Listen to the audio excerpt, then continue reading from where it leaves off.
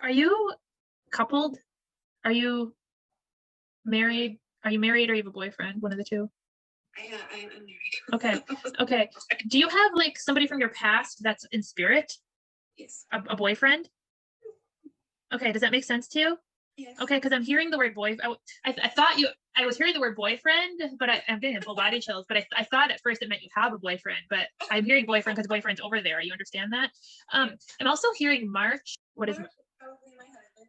Yes. Okay. Okay. So your boyfriend's acknowledging your husband. Is that his birthday or what is that? Yeah, March is my husband's birthday. Okay. Did the two of them not know each other or did know? Okay. So your boyfriend is acknowledging your husband then. Let him see you. Were you together like during your youth, like late teens, early 20s or something? Or like young?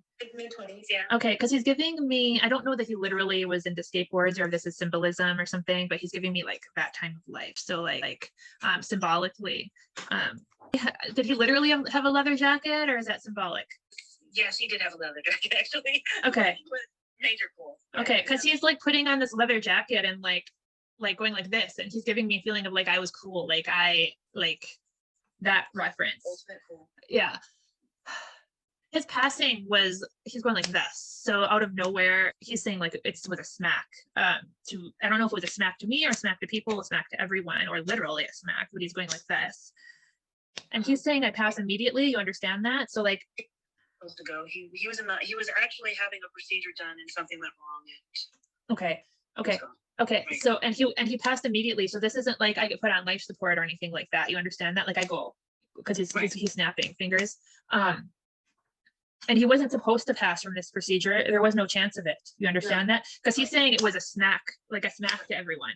And it feels like to me too. Well, take that relatively. Like I'm not upset that I passed. He doesn't mean it like that. He's just saying like when I went into this, there wasn't a chance I was gonna go. Right. Did he pass when you guys were still young? And he's saying 33. I don't know if you were 33 or if there's a reference to 33 or like what that is. Somebody was 33? He was. Okay. I was already, wow. Mm-hmm. He's also showing me, and I don't know how to interpret this, he's showing me like some kind of candy or something. And he's pointing at you. So I don't know if this is like a memory, and I don't know quite what I'm looking at. It's some kind of candy, like a hard candy or a toffee candy or some kind of like candy in a wrapper. I think it's got like a golden wrapper. So I don't know if this is something you used to eat a lot or something he recently saw you eat. It's something you'll have to decipher later. It's like one of those individually wrapped pieces of candy later. I'm constantly eating those ginger chews. Getting my ginger and they have gold wrappers. Okay. You do that now or you did that then? Right. You did that. Okay. That's his way of saying he's around you now because I have no idea what those are. So that's his way of getting me to like describe it. So that's his way of saying he's around you now that he sees that. Yeah. Which he's saying, it's interesting. He's showing me him now and he's showing me walking around you in a circle. And he's talking about, this isn't your husband. This is like other people. He's talking about like this, and this isn't physical protection, but he's saying like protecting you from like people in your life. Is there like, are there people in your life that you feel are like coming at you or something? Yes. Okay. It feels like sort of like energetic protection almost. Because he's showing me like circling around and putting this like energetic circle around you. He's giving me the full body chills with that. And he's like talking about how you're having this like trouble with like living people in your life right now. And wanting you to know that he knows about that and wanting you to know that he's doing this, that he's with you. And he's saying like we've always had this connection. So we may not have been together for the long haul had I lived, right? Because did you guys break up before he passed? Yeah, because he's saying like we might not have been together for the long haul had I lived, but we had this connection. Like there was still this like soul connection. And you can have a soul connection with somebody even if you estrange or separate in life. Like he could have lived to be 80 years old and you would still have this soul connection. That's how it goes. And it's not any discouragement or dismay to your husband. Like you can have that with multiple people and it doesn't bring down that, right? That's just what we have, like, that's two parallels, right? And it's interesting too, because he is saying, take this for what it's worth, and I don't know why he's choosing this metaphor. I've actually never seen this before. I don't know if he really liked Oreos or like liked those cookies, but he's saying like you know how Oreos have the hard outsides and the very soft inside? Like that's how you are. You harden yourself, but you're actually very soft on the insides. Right. And he's super smart too. I don't know if he is like genius. Because like I've never seen this metaphor before, but he's like, go further with it, Mary. Like you struggle because you're hard on the outside like an Oreo, you're soft on the inside like an Oreo, and Oreos, like you can get in the sides. So you struggle because people can still get in there at that softness. You're not like totally hardened. Right. And that is something that he's saying you need to work on. Like you've done a little work with energetically protecting yourself. You've done a little work with boundary setting, but you have holes. And you need to do work, take steps forward to fill those holes because people are still poking in there. So he's saying, take steps forward with that. He's rubbing your back. Did you actually have a dream of him? Like, was it within the last 3 months? Did you have one? And before I left, I felt spirit tell me I was going to have spirit interaction. It was the craziest thing that ever happened in my life. But when I got to see my granddaughter and I slept with her that night, right before I fell asleep, I felt someone touching right above my bottom on my lower back. And I literally said, let me sleep, because I had just driven for 12 hours. Let me sleep a little while. Literally, I got to sleep the next night. I had like a board running in my head and I knew it was spirit and I got scared. And I said, no, not now. I got scared and I woke up to somebody kissing and holding me.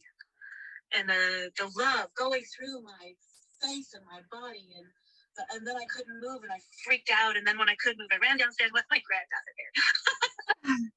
I thought it was Josh because of the personality. Because I can't hear, but I can hear, like a feeling hearing him. It was a man, and I think it was Josh because the way he joked with him. Josh was so intelligent and witty. Yeah. Very witty, intelligent. Yeah. And so was that recently-ish? That was about 3 months ago. Yeah, because that's what he's making me feel. Right. And that's why he was rubbing your back. Oh, yeah, that's his way of validating, like, that's me. He's also saying birthday. I just had a birthday. Okay. He's saying birthday and he's putting a little party hat on. Oh, he just had a birthday too. Me and him, our birthdays are only 2 weeks apart. He's talking about too. He's going to your crown area, which you're probably aware, maybe not, that like if we want to connect, right, with the universe, with spirit, with your own intuition, opening your crown is just as important as working to open your third eye. So, because he's focusing here. There's a reference to your whole life. As soon as you start to open up, you smash it shut again. Do you understand that? And this feels like since you were a teenager. Have you been experiencing things since about like 13? Yes. Okay, because there's definitely a reference of like your crown starting to open and then you slam it shut though. So right. And fear. One movie scared the hell out of me, and I would always do that. It was Exorcist. Oh. Right. It scared the hell out of me. I always felt things or heard things, or it's weird. Yeah. I mean, The Exorcist was made in a movie studio in probably Los Angeles or something, right? I mean, right. So the only way you can get over your fear is, education, whether it's through reading books or YouTube. There's so much free stuff on YouTube. Well, there's also weird stuff on YouTube too, right? So I guess sift through, but like cognitively, there's nothing to be afraid of. It's the ingrained conditioning in you. That's exactly it. It's the ingrained conditioning that you're afraid of, because it feels like up here you're not afraid. It's like all back here. Right. Because I'm hearing the words, she knows what to do. Like, you know that it's nothing to be fearful of. And that's why, watching you and every clip and every is not just a validation for me, but it's such a huge help, because I'm already there. If you're not validating what I've already experienced, what I felt, what I'm doing, you're help leading that. So yeah. You also experience not just the mediumship spirit aspect, but you experience just knowing things about other living people. You understand that? Because I felt that right as we were opening, but he's so strong. I went with him. You just know things about other humans. I do. Yes. And that's claircognizance, the knowing. And you also can look at people, be it people who are strangers, wherever, the store, wherever, or people in your life, and you feel their stuff as well. So that is your soul energy connecting to their soul energy. So that is different than spirit communication, but it works the same premise. It's soul to soul, and working with him is soul to soul as well. Because I feel that with you very strong as well, that you have that with the living too. Okay, and that is something else. Whether you choose to drop the fear and develop those things, privately on your own, that's up to you. But that is something else that's very important going forward with your family struggles, that you can learn to control also, because you are that much stronger connected to your, and that much more stronger connected to your, and there are things you can do, like in your head, imagine a cord from you to your, and take a scissors in your head and snip it. Okay, that can help you. Or all those energetic practices, if you have to see, putting, an egg of light protection around you before you have to go near, that will be all the much stronger to do those practices with somebody like you than it would be for somebody who isn't like you, because it will be more effective. So definitely take some advice to do some of those practices, because it will help you to feel their stuff less. You're also being more impacted than the average person. That's exactly right. Right. He was kissing the top of your head. I get migraines all the time too. Okay. I always have. I also feel like he is doing that because when and if you are ready to open up more, all you have to really do, well, I shouldn't say all you have to really do, because you have to do more, but you need to talk to him, ask him for help. Say he will help you to open up. He will help you to develop. Because he's saying that's why he's kissing your crown.